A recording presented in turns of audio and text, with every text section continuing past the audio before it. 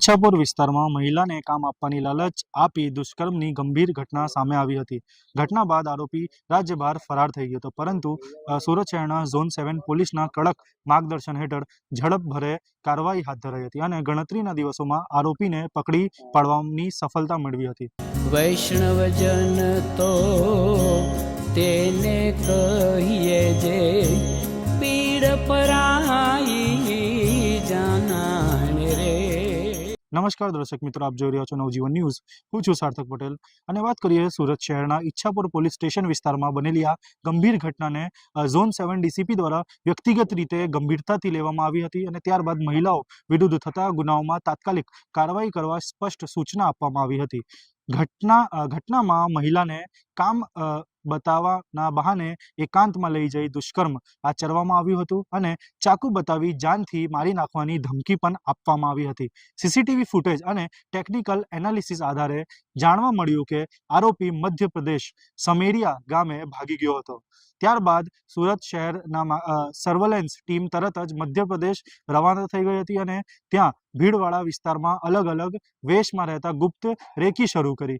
2 દિવસની સતત મહેનત અને સુવ્યવસ્થા આયોજન બાદ આરોપી અશ્વિન કુમાર ઉર્ફે બિપિન ને ઝડપી પાડવામાં આવ્યો હતો। આ સમગ્ર ઓપરેશન સુરત શહેરની ઝડપી અને સંકલિત કામગીરીનું ઉત્તમ ઉદાહરણ ગણાઈ રહ્યું છે। पुलिस कमिश्नर सर सूरत शहर, joint police commissioner sir sector 2 सूरत शहर तथा नायब पुलिस कमिश्नर सर ઝોન 7 सूरत शहर દ્વારા તમામ વિસ્તાર જે છે લાગુ પડતો તેની અંદર મહિલાઓ સાથે જ્યારે કોઈ પણ દુરાચારની કે કોઈ પણ પ્રકારની ક્રાઇમની ઘટના બને ત્યારે તેને વિશેષ રૂપથી સંવેદનશીલ બની ભોગ બનનાર મહિલાને મદદ કરી અને ફરિયાદ રજીસ્ટર કરી કાયદેસરની જરૂરી કાર્યવાહી ઝડપથી લેવા માટે સૂચના આપેલ હતી।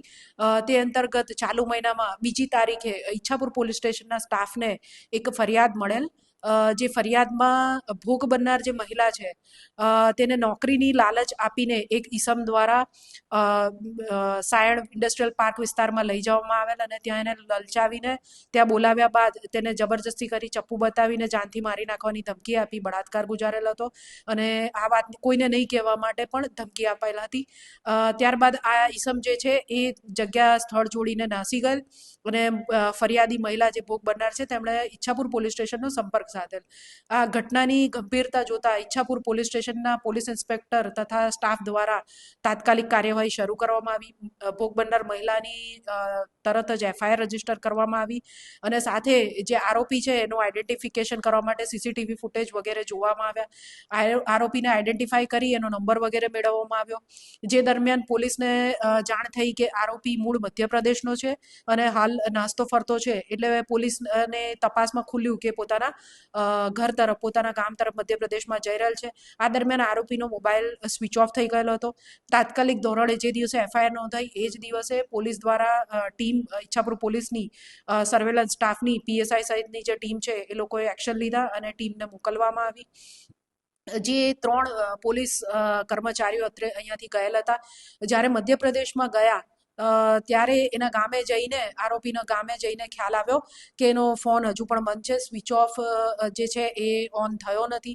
વધુમાં જે વિસ્તારમાં આરોપીનું ઘર હતું એ ખૂબ જ ભીડભાડવાળો વિસ્તાર હતો અને આરોપીનો ફોટો પોલીસ પાસે મેળવી લીધેલો એ હતો, પરંતુ એટલા ભીડભાડવાળા વિસ્તારમાં આરોપીને એલર્ટ કર્યા વગર એને શોધી શકાય તેમ ન હતું। તેથી પોલીસે વેશ પલટો કર્યો।